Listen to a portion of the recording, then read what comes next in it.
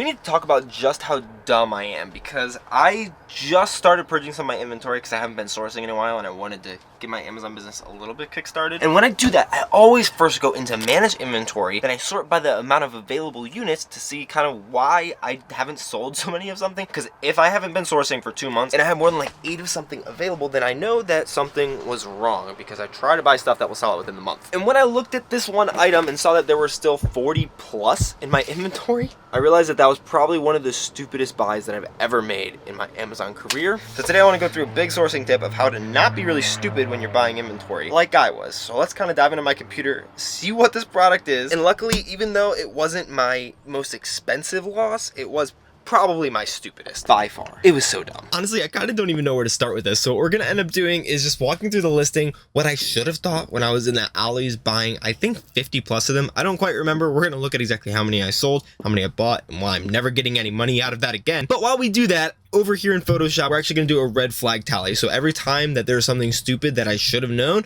we're going to put it in here so that we can all learn from my utter nonsensical stupidity of buying all of these things, because I didn't have the right tools, or I guess I just wasn't thinking correctly. All right, so let's first just kind of head over into Amazon. Yeah, I just downloaded PNG. The item is this top one right here. I actually, it says I have 43 available. By the time you watch this video, I won't have any of these available. Actually, let's just do that right now. No, we'll do that at the end. As you can see, I'm very decisive right now, but I'm going to dispose of all of them because they're not going to make me any money. As you can see right now, I'm trying to get $5.45 from them. Low price is $4.15, and even at my $5.45, I'm spending $4.59 on Amazon fees. This did go up because of the fee change that Amazon recently did, which I talked about. If you haven't seen that video, it happened like in January. They raised fees, especially hurting a lot of like lighter items or just lower priced items in general. And before, I was trying to get a much higher price, and Amazon is saying the competitive offer is 96 cents, competitive price. There's no featured offer, meaning there's no buy box, and I have 43 of them available. And so first, let's take a look at the product, and then we'll take a look at the SKU. So the product itself, you can see, is this canine 5-ounce steak treats. And whenever you're sourcing, it's super important to, if you're not sure of the product, or it's a new brand, or you think it looks a little bit fishy, like I should have thought this looked a little bit fishy because of the price that it was getting, go onto the Amazon listing. So that's actually gonna be the first red flag. Probably delete all these red flags, but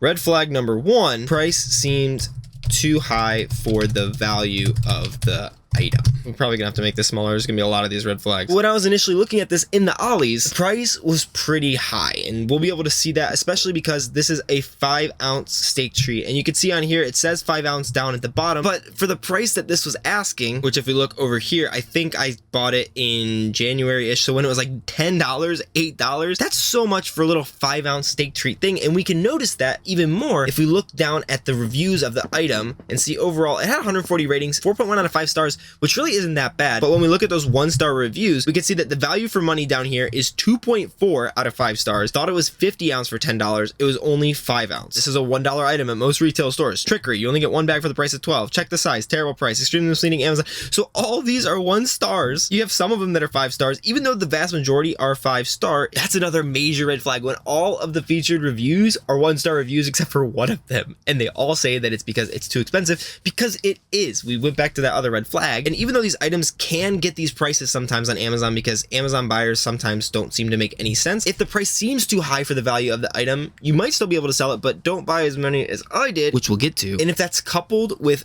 really bad reviews, because I was gonna say because of the price, but honestly just really bad reviews in general is gonna make you want to stay off that listing, especially because it's probably flippers who are on it like you and me, not the penguin kind of flippers. But if the price seems way too high for the value of the item and it has really bad reviews, I would definitely recommend at least taking further looks at it. None of these red flags are necessarily going to be deal breakers in and of themselves, but once you get a couple of them, 3 or 4, you might just want to stay away from that item, especially if it's a lower priced item or a lower profit item in terms of dollars, not in terms of ROI. So one other thing that I could have noticed, which I would have seen when I was in the store if I had Keepa at the time, and if you haven't seen my Keepa video, it's actually the last one that I posted right over here, secret to never buying bad inventory again, which was a large part influenced by me realizing how bad this buy was. But we can see that the Keepa price has not really had a buy box. We can press this buy box line. Actually, that's wrong. It has had a buy box. The buy box was up in like the 7s, down 6.12, and it was selling pretty decently. And then as you see, the the buy box is gone now, which is where I'm guessing this is where I stopped actually selling these items. But we can see after the buy box went away, because Amazon realized that this is probably too high of a price, we've only had 1, 2, 3, 4, 5, 6 more sales of the item, whereas before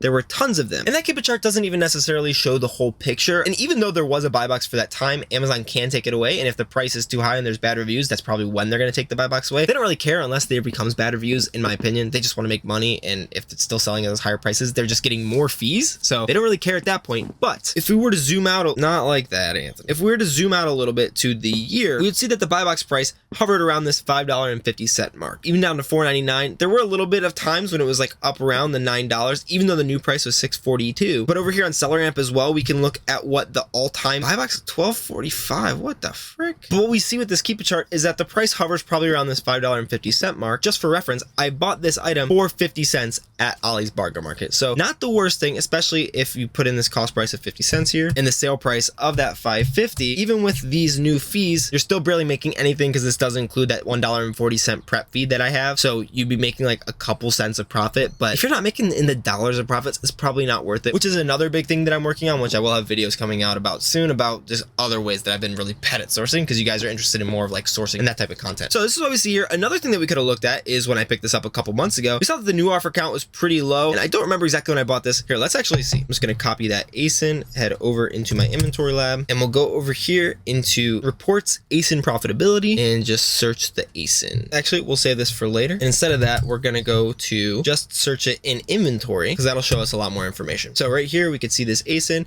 if we click on the on hand, we see we have 43 on hand. List price $5.45. Initial purchase was the 14th. So I bought it on the 13th, I guess. Oh, 69 cents per unit. So even worse actually than my 50 cents thought. And I bought 50 of them, as you can see, which I thought would have been great, but we'll get to some more reasons why it wasn't. And I actually left like a ton of these on the shelves, which also is probably a bad sign. Yeah, that's another red flag. If I'm able to buy 50 of them and still leave a bunch of them on the shelves at the Ollie's, that means that so many people have the opportunity to get that item. So this is going to be, there's going to be like 3 or 4 red flags that I'm going to put down real quick. The first red flag is that the Keepa price on average is below a good profit amount, because when I bought those, or when I saw them, it was early January. So if we come back over here, early January, this price was being a little bit ridiculous. It was around this time when it was $10. Buy box was $10. I was like, holy crap, this thing is selling a little bit. And so the buy box price was $10. I didn't look at Keepa or anything like that. So I didn't zoom out to see that it stays around like $4 to $5 to $6, which is not profitable enough. So that's the first red flag. Keepa price on average is lower than a good profit amount. Next red flag that we can do is bought so many and left enough on the shelf for others. Basically, there's just too much supply of the item. And actually, we can see that this is borne out in the Keepa graph. So when we go back over here and look at this, and right down in here, we can see when it was early January, right when there's like 2 new offers, 3 offers, and this is right around where I picked it up. And even if I picked it up a little bit later, there's like 4 or 5, whatever, but this offer count is climbing so fast. And when there's not a lot of offers and the buy box price stays right around $10 up here, you can see buy box price $10, new offer count 3. As more people get on the listing, the price just tanks because there's just so much supply. Again, goes back to what I talked about in my Keepa video. It's just a supply demand curve. As the supply increases and demand stays the same or decreases, the price is gonna have to drop because there's so many people who need to get rid of it, like me now. Not even gonna be cash flow positive for me to get rid of it if I was to sell them, which we'll get to in a sec. So if you see this new offer count rising, just know that the price is gonna tank. So it went from like 3 or 5 when I bought it all the way up to like 25, 26. And I could have known that if I would have gone over here and saw, oh, I bought so many and left a lot on the shelves. And so kind of in line with this is new offer count rising. I am so sorry that I'm like randomly capsing these and not other ones. I feel like I forgot a red flag that we talked about, but I don't remember what it was. Let me know if I've ever got one in the comments. So we've looked at this real quick. Let's head back over into Inventory Lab and actually look at this page, which is the SKU page. So we can see that I bought them around the 13th. That's not always exactly correct, but I think that I did ship it in right after I bought them because I was in Dallas at this point, and I purchased 50 of them. That's an astronomical amount of them. That's $35 of this one thing. This is one of the dumbest things that I've ever done sourcing wise, and I'm glad it was on a cheaper product, because buying 50 of something without having tested it before, just shipping it all into Amazon, especially when there are all of these red flags that I totally could have seen, is just so stupid. And so that's another red flag just on me, not on the item. But that red flag is thinking it's okay to buy 50 of something as a test without looking at Keepa or SellerAmp estimates. Because I didn't look at any of like the estimates of how much something was actually selling. I just kind of bought it and was like, 50 is probably a good number. And that's another big thing too. I didn't buy that based on how many would actually sell. I bought that based on how much of a wallet hit I could take. $35 isn't gonna kill me. It's actually gonna probably cost me more than $35 overall because I had to ship them in, and I think I'm gonna have to pay to get them all disposed, and I'm not gonna recoup nearly all of that from how many of them I sold, because you can see I got 43 out of the 50 left, and it's been 2 months. But price is not ever gonna go back up on this guy, and if it does, it's gonna be forever to wait that out, so I'm not gonna do that. But the main problem here was that I bought this based on the dollars that I could spend and lose, which is a really bad way to do it because I didn't actually look at the Keepa graph or an estimate of how many sold in the month. And so we can see here, like, it's got a pretty decent amount of drops. It doesn't have 50 drops though. We can see 31 drops a month, so it'd take about 2 months to sell out. And that's not the end of the world to buy 50 of something if I don't have all these other freaking red flags over here. And we can see that, yeah, there's an estimated 30 sales a month on this guy, which really is not crazy. I would have probably preferred to have bought about 10 of them. And at that point, I only have 3 left. It's really not the end of the world. And I still made a profit on this item. But let's dive back into Inventory Lab to see how much money I probably lost. So we're at this ASIN, we're at all time, and we can see that on this 5-ounce steak treat, I have sold 6 of them, 6 orders, units per order 1.17, meaning I've sold 7 total units. And then the revenue on that has been $45.76, which doesn't take into account Amazon fees. So after fees, as well as my buy cost, I'm at $7.67 of profit on those 7 items, which is 158.8%. So that's $7.67 plus it's going to be 69 cents times 7 units, because that's the buy cost of it, gives us $12.50 that I recovered. That is my positive cash flow from these 50 units that I bought. $12.50. That's so bad. Half of one other really good item. This was so stupid. So let's remember this number, $12.50. I spent $34.50 on this. So if we just subtract out that $12.50 that I got back, I'm only negative $22. Not the end of the world, especially in a business like this. But when you do something so stupid that, like, you're not going to recover any of this money, that's bad. Because when we go back over here onto the Amazon listing, we can see there's no buy box anymore. If they do bring the buy box back, they're not going to bring the buy box back. Look, it went away not too recently, about 2 weeks ago, 2.5. But there are so many new offers, nothing is selling. And even if it does come back, it's going to come back at $5. And if we go over here onto that actual product, we can see that I have 1.5% of the buy box in the last 30 days. There's no more buy box really anymore. And if there's 26 offers from $4.15 here, and the fee estimate is $4.59, at $4.15, you're actually going to end up losing money based on the fees. You're going to be paying more in fees to sell your item than you are getting back by selling the item at $4.15. And gosh, let's just go over here to data real quick and see how many there are actually on the listing right now, because there's over 25 people on the listing. Yeah, stock total 240 units.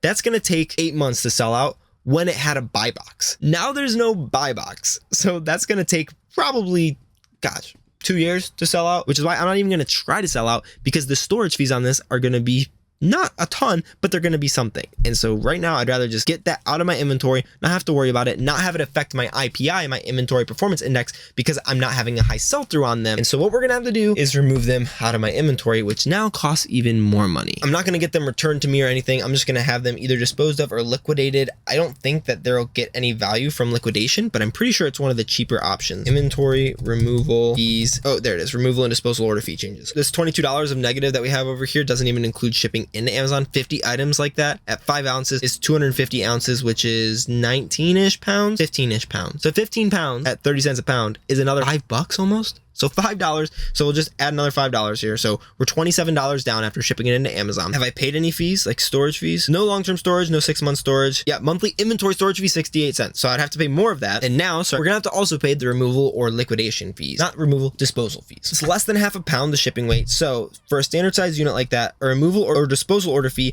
is either gonna be 32 cents before January 18th, which it is not. And so it's gonna be 52 cents if I want to dispose of that item, which means that those 43 units times 0.52, because I can't sell them, are going to be $22.36, which is actually probably going to be the cheapest way for me to get those out of my inventory. So I'm at about $50 negative on this item right now, which is just freaking 5-ounce dog treats. That is so bad. Liquidation fees are going to be a little bit different. Liquidation processing is 25 cents per unit and 15% of the gross recovery value. I'm guessing if I was to liquidate these, you get like 30 cents for them. So that'd be another like 4.5 cents plus this. So it's about 30 cents to liquidate. So what I'm actually going to end up doing, because it's probably going to end up being cheaper to liquidate, is liquidate them. It might take a while for them to try to liquidate them. And if they can't liquidate them, I'll just have them dispose of them because I don't need them. But I'm trying to spend a little bit less to get them out of my inventory. So all I have to do for that is go over here. Unfortunately, down here, actions, see more, create a removal order on this listing. And then the beautiful process, we're gonna go for liquidations, 43 units, and get them out of my freaking inventory. I don't want to see them ever again. Close, return to previous page. We're going to go back over to this unit and we're going to delete our listing. Back over to the manage inventory page, I think you have to do that. Delete the product and listing.